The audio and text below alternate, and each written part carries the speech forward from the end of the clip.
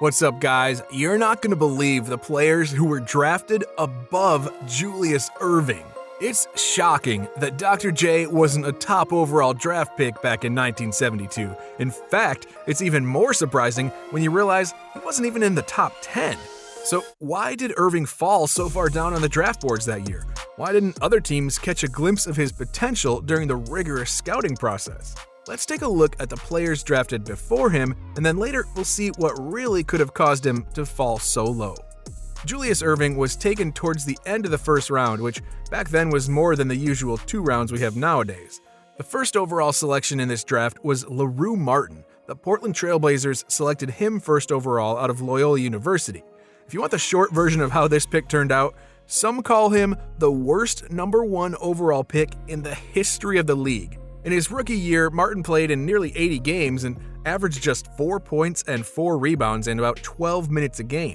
He even got benched a few times while playing in front of his home crowd in Chicago. He wound up having similar numbers his entire second season and thought his head coach just didn't believe in him enough.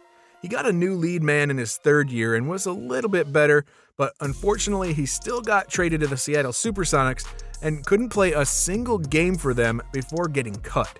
He went to the Chicago Bulls and the Cleveland Cavaliers, but was quickly waived by those teams too. The second overall selection was Bob McAdoo. McAdoo was a phenomenal player. He got drafted by the Buffalo Braves, now known as the LA Clippers.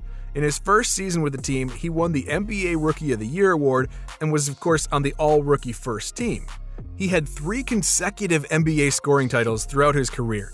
And after his first losing season, you could tell the frustration because he raised his play after that, averaging 35 points and 14 rebounds a game the season after and dominating All-Star game voting. He was flipped over to the New York Knicks where he continued his dominance, and the same story follows when he played for the Boston Celtics as well. McAdoo also got traded to the Detroit Pistons and then the New Jersey Nets, the Los Angeles Lakers, and finally the Philadelphia 76ers. He was seeing fewer minutes at each of those stops before he left the NBA and went to play in the Italian League. And he was excellent during that time too before finally retiring. There's definitely not any regret over taking McAdoo number 2 that year. Number 3 was Dwight Davis. The Cavaliers drafted him and saw him average 9.4 points and 7 rebounds a game in his rookie year. He was on the All-Rookie First Team too that season and even got better in his sophomore season. He was a solid player in 3 years with the team before getting traded to the Golden State Warriors.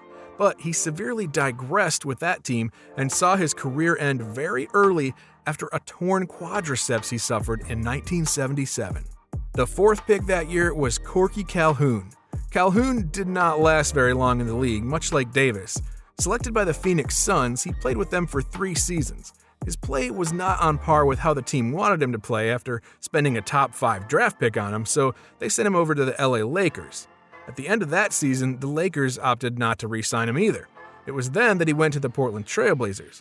He happened to be on their NBA championship roster at the time, even though he really didn't contribute much. He played 1 more season after that and got traded to the Indiana Pacers. He was released mid-season by Indiana though, and despite considering playing in France, he chose to just retire and go to a different job. The 5th pick was used on Freddie Boyd. Boyd was drafted out of Oregon State University by the Philadelphia 76ers. He was only active in the league for 6 seasons, seeing minutes in 327 career games before retiring from the league. He was with the Sixers for 4 years and eventually found his way onto the New Orleans Jazz for the remaining 2 seasons. He was on the NBA All-Rookie First Team, but never really kept his development going forward. It was clear that he just wasn't the superstar that the team had hoped he'd turn into. Number 6 in this draft was Russ Lee. The Milwaukee Bucks grabbed Lee pretty early on. He played with them for 2 seasons and came off the bench in both of them. However, his best season with the team only saw him average 2 points, which should tell you all that you need to know here. He got traded to the New Orleans Jazz at this point, where he played in just 15 games for that team, averaging 4.3 points and 2.1 rebounds a game before getting released. At that point, he came out and announced he was going to retire after just 3 years. Number 7 was Bud Stallworth. Stallworth was tremendously talented in college, with stats and accolades to back it up. However, after being drafted by the Seattle Supersonics, it was clear he wasn't going to carry his talents over to the pro leagues. He spent 2 uneventful seasons with the Sonics before getting placed in the expansion draft, getting snagged by the Jazz. He played 3 additional seasons there, but then ended up in a car accident that left him with a serious back injury. That injury did not allow him to continue his basketball career, and he retired afterwards. The 8th pick was used on Tom Riker. To be honest, we couldn't find a lot of information on Riker. We know he was taken by the New York Knicks and played with them for just 1 season before switching teams. He went over to the Allentown Jets for a season, then back to the Knicks for 2 more. After those 2 extra Knicks years, he just walked away from the game. He didn't really receive any accolades for his time in the league, and looking back on it, it was probably a huge waste of a draft choice. And we're guessing Riker wasn't subscribed to our channel back then, which is probably why he wasn't able to stick around for longer. If you don't want to end up like Riker did in the NBA, then make sure to smash that subscribe button before we head on back to the video. Number 9 in the draft was Bob Nash. Just like a few of the other players we already mentioned, Nash wasn't really a huge player in the league. Drafted by the Detroit Pistons, he really didn't stand out at all. The team wasn't great that year and his numbers didn't pop off the page. After 2 years, he was flipped over to the San Diego Conquistadors. He spent the rest of that season with them before leaving in the offseason to spend 2 years with the Kansas City Kings. Once again, those years were uneventful and he retired from the league. It is worth mentioning, though, that Nash did end up having a very successful head coaching career later on. The 10th overall selection was used on Paul Westphal.